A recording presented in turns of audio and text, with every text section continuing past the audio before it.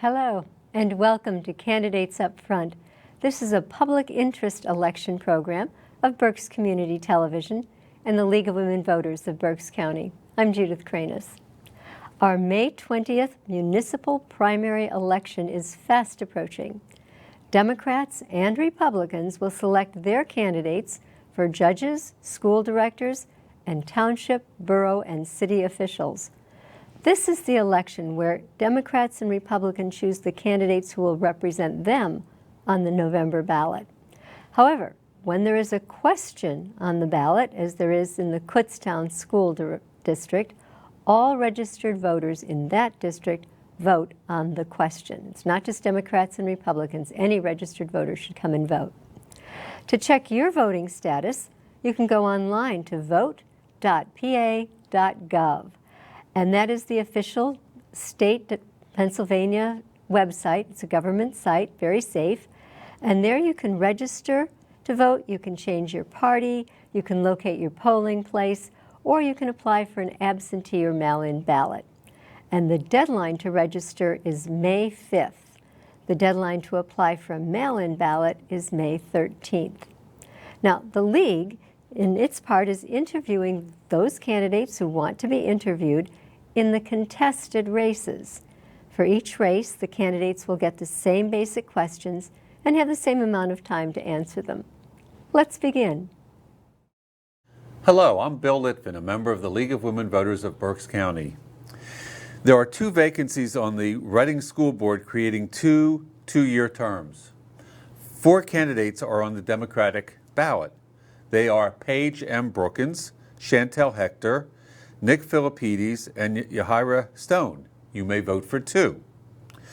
School directors govern the school district. They set policy, establish curricula, adopt a budget, and determine the tax rate necessary to support it. They select the superintendent and approve appointments of staff. About half the board is elected at each municipal election. They serve part-time and are not paid for their work. Each candidate's views are their own and not those of BCTV or the League of Women Voters. Today's interview is with Chantel Hector. Welcome. Thank you. Chantel, please tell our viewers about yourself and why you are running. Okay, well, my name is Chantel. I'm a single mother to 3 children, was born and raised in New York. But my children, they started school, Reading schools when they were kindergarten up to 8th grade now. So Reading is all that they know. It's why I have a passion to get involved and to learn more about what our school district does. Okay, and tell us about your background and what prepares you to be a school director. Do you have experience serving on boards that make budget or policy decisions, or? Okay, so I don't have experience being on the board, but I have been attending meetings, all but one since November of 2024. Okay. And I am a parent volunteer at my children's middle school. So just getting involved, seeing what the schools are about, the programs that they're offering, the different resources. And honestly, it's been a lot more than what I thought. So going to the meetings has been super helpful just to see what's going on within our schools in the district. And what do you see as the top needs of the Reading School District? Well, some of the top needs I see are our reading and our math levels are a bit low for our students, our children. I believe that we should get a bit more involved when it comes to that. After COVID, I know that a lot of things kind of went downhill. But if we can just help elevate our reading and our math skills, the safety of our children, there are a lot of children that have a lot going on at home. Only God knows what they have going on at home, whether it's like homelessness or they're hungry or just our children are in need. So we can help in those areas. Sure, there are a lot of challenges for children and parents. Yes. Speaking of which, talking about the different needs of all the different students, English is a second language, you mentioned homelessness, special education, low income, different ethnicities, race and gender equity. How will you try to address that? I will help to address that where I think we need to get more feedback from our parents and even the children, introducing more programs, resources. I think there's a lot that goes on in the district that I think our parents really don't know about. As I stated before, I didn't even understand the amount of things that our school district does do until I started to attend the meetings. So I feel like just getting more information out to our parents, introducing new things, fresh ideas, different resources, and using that funding appropriately for our kids. And how might one get more information out to the parents, rather? Is that something you have thought about how to do? So different ways. Me being involved, I'm also very much involved in my community. So when it was time to petition going out, I was able to hear what our parents had to say, even what our teachers had to say. But getting out in the community, sometimes just doing the field work, I think is super helpful. Parents want to see that we're involved. So. Okay, that makes sense. And what are your views on how social studies and language arts are taught in our schools? And as a corollary to that, do you think we should ban or restrict any books or speakers in response to parent objections? Is that something you would go along with? Well, so far what I've seen as far as the social studies and ELA, as I stated, I have 3 children within the schools. I think so far there are a few things I feel like our children just aren't up to the level that they should be. But I would say that in those areas we're doing pretty well. I don't think we should ban any books, although technology is a big thing for our children nowadays. Books are still important. Yeah. Okay. And what are your views on educator salaries and benefits, and how would you deal with the teacher shortage? So the salaries. So from what I've researched or what I've seen, I think that it's pretty fair what the teachers are making within the county. But at the same time, maybe that's something that we should listen to a bit more. I feel like our teachers, sometimes they say that they're more focused on like behavioral issues versus teaching. And I do understand that just being in the classroom, it's going to come with different things. But the focus should be teaching our, there are a lot of kids that just want to be in the classroom to learn. And they're being distracted by other students. Again, only God knows what they have going on at home. But maybe hire on more teachers when it comes to those different areas of like behavioral or special needs or alternative learning. So we can hire a bit more teachers. Or maybe teachers' aides. Or, right. Yeah, okay. Some type of assistance. Yeah. Reading, as one of the most underfunded schools in the state, may get some additional funds from from this year's state budget. What do you think is the most important thing to spend that money on? I think that it's important to spend the money, of course, on our children, whatever the needs are. So I mentioned programs to help with hunger or homelessness, the safety and the health of our children. Reading programs, our reading and our math skills need to be a bit higher by the time they get to the high school.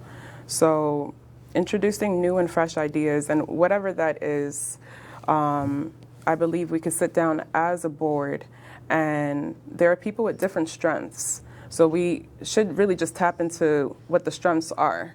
I could come in with, okay, here, let's get back to the basics. When kids kind of logged what they read, like a reading log. Mm-hmm. They'll come home, read some books for the summer, just getting back to the basics. There are things I feel like we kind of lost along the way. Sure. Would you advocate any changes to the curriculum at any level, adding or subtracting subjects or programs? So right now, like I said, there's a lot going on within the district, and I'm still learning a lot about the programs. As far as adding or taking away, I would need a bit more information on that one. I don't think that there's anything for right now that I would take away. Okay. And what is your view on school choice? Sorry. And school choice being public schools, charter schools, private charter schools, and I guess there's some public online learning programs. As far as funding, or As far as funding, as far as whether they should be publicly funded or whether parents should pay if they're sending their kids to charter schools, or that should come from the public funds. I believe that it should still come from the public funds. At the end of the day, it's about our children. I think sometimes we lose sight of that. We lose focus that it's about our kids. So whether it's a public school, a charter school, every child matters. They're the future. So we're doing all of this for them. And again, every child has different situations going on at home. We shouldn't exclude one just because they're at a charter school or, over the other because they're at public. Okay. And can you share with us 3 things that you'd like to focus on trying to accomplish if you're elected to the school board? Okay, so if I'm elected, 3 things that I would want to focus on. Getting back to the respect and integrity, teaching our children how to be respectful, how to have integrity, doing the right thing when no one's looking. I feel like a lot of our children in this generation, they struggle when it comes to authority. So let's prepare them for the future. They should be in a safe and healthy environment. So that would be the second, providing that. And that could be whether it's within the building, as far as the school systems or security guards, but providing a safe environment for them. Also, when it comes to other children and bullying, things of that nature. And then, again, back to the reading and the math, because just hearing about that, and again, like I said, COVID kind of set our children back, but we're 5 years in now, so just helping in that area where we can get them back up to par. And respect is a hard thing to teach. Right. That's Right. because that requires a lot of back and forth discussion. So. Yeah. Are you active in any volunteer organizations, or what do you do in your non-working hours? So I am a parent volunteer at my children's middle school. I am a St. Jude's donor. I give to them every month. And I help where I can within my community, cooking and sharing food to those that are hungry. But in different areas, just being active in my community. Okay. Okay, well, it's time to make your closing statement, so you have a couple minutes to do that. Feel free to share with our viewers what you want them to think about going forward. Okay, well, I don't just do this for my 3 children. I do it for every child within our schools, the kids that I do know and the kids that I don't. I'm very passionate about this, a single mom to 3. And I understand that life comes with what it comes with. We all have something going on at home. But if we just remember to value our children and show them that they matter, show them that they are the future, help build them up for success, love on them, as cliche as that is, but love on them, teach them respect and integrity. It's going to take a village. And I'm willing to do whatever it takes to help in that way. It's why I've been attending school board meetings. I know a lot of parents aren't able to attend for whatever reasons, but I've been taking time out of my day to make sure that I get involved. And again, not just for my 3, but for the children within the school district. So however I can help, I'm here to just be a voice, to advocate for those that maybe feel like they can't. But just here to make a difference. Sometimes the change that we want to see starts with us. Very good. Okay, well, thank you very much, Chantel Hector, for sharing your views with us. And please, to our viewers, please remember there are 4 candidates for the 2 two-year terms. They are Paige M. Brookins, Chantel Hector, Nick Philippides and Yahira Stone. You may vote for 2. You will find Candidates Upfront interviews on BCTV and its website and YouTube page. For more information on candidates, you can go to the League's online voters guide, vote411.org. That's vote411.org. For more information on election procedures, contact Berks County Election Services, elections@berkspa.gov, or 610-478-6490. Thank you for joining us for Candidates Upfront. I'm Bill Litvin.